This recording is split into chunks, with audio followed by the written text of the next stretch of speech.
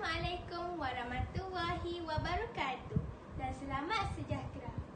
Membaca buku banyak faedah, menambah ilmu sepanjang hayat. Dakwah disampaikan penuh hikmah, membentuk sahsiah lebih berkat. Nama diberi Melati Sofia binti Muhammad Khairul Nizam dan berusia 12 tahun. Saya merupakan anak didik sekolah kebangsaan konvent yang terletak di Bukit Mentajam, Pulau Pinang. Kod sekolah saya ialah PBB 0018. Pada masa lapang, saya gemar memanfaatkan masa dengan membaca buku cerita.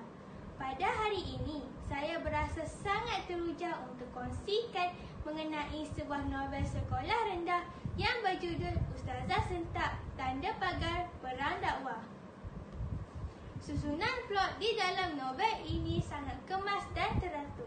Buku hasil karya Ain Masyarah dan Nana Shazana ini telah diterbitkan pada tahun 2017 oleh Blink Book Sendirian Berhad.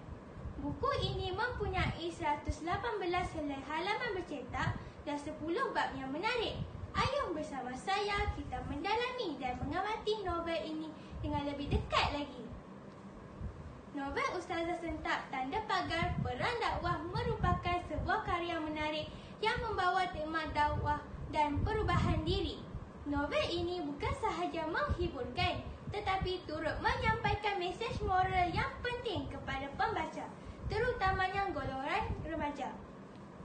Kisah ini mengisahkan cabaran yang dihadapi oleh seorang pelajar madrasah bernama Bahia apabila dia dipindahkan ke sebuah sekolah moden yang berbeza dengan latar belakangnya. Sepanjang perjalanan ceritanya, pelbagai konflik, cabaran serta pengajaran diketengahkan bagi menunjukkan bahawa dalam menyampaikan kebaikan, pendekatan yang betul amat diperlukan. Bahia, seorang pelajar madrasah yang dipindahkan ke sekolah Sri Bangsa, sebuah sekolah yang moden dan jauh berbeza dengan latar belakangnya. Bahia mengalami kejutan budaya apabila melihat rakan-rakannya tidak bertudung, berpakaian tidak sopan dan bergaul bebas antara lelaki dan perempuan. Dengan semangat dakwah yang tinggi, dia berusaha menegur dan membentangkan keadaan. Namun, pendekatannya yang terlalu tegas dan sentak menimbulkan pelbagai reaksi daripada pelajar lain. Selain Bahia, terdapat beberapa watak penting yang turut memainkan peranan dalam novel ini.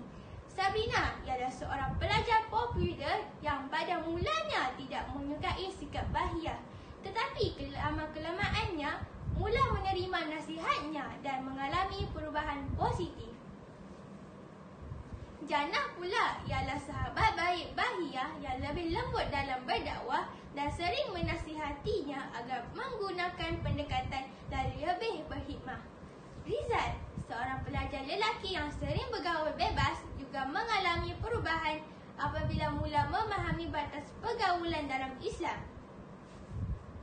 Cikgu Aiman, seorang guru yang memahami cabaran Bahia, turut memberi bimbingan agar dia mendakwah dengan cara yang lebih berkesan. Di penghujung cerita, Bahia menyedari bahawa pendekatan yang terlalu keras tidak terlalu membawa hasil yang baik. Dia mula belajar bahawa dalam menyampaikan kebaikan, kelembutan dan hikmah lebih berkesan daripada teguran yang menyakitkan hati. Walaupun usahanya pada awalnya ditolak, lama-kelamaan rakan-rakannya mula berubah bukan kerana paksaan, tetapi kerana kesedaran sendiri. Bahia juga mengalami perkembangan diri menjadi seorang yang lebih memahami dan menghormati orang lain. Novel ini mengandungi pelbagai pengajaran yang boleh diambil oleh pembaca. Antaranya, dakwah perlu dilakukan dengan hikmah dan kesabaran kerana tidak semua orang boleh berubah serta-merta. Selain itu, novel ini mengajar tentang kepentingan menghormati dalam pergaulan serta bagaimana sahabat yang baik boleh membawa seseorang ke arah kebaikan. Lebih penting lagi, kita tidak boleh mudah menghakimi orang lain hanya berdasarkan penampilan luaran kerana setiap individu mempunyai latar belakang dan cabaran tersendiri.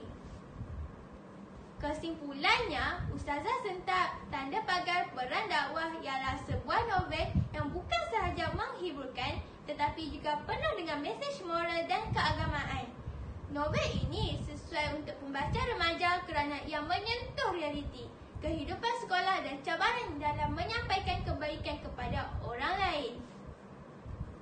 Dengan gaya penceritaan yang menarik serta elemen humor dan konflik, novel ini mampu memberi inspirasi kepada pembaca untuk menjadi individu yang lebih baik dalam kehidupan seharian. Sekian sahaja bicara buku dari saya. Sekian, terima kasih. Assalamualaikum warahmatullahi wabarakatuh.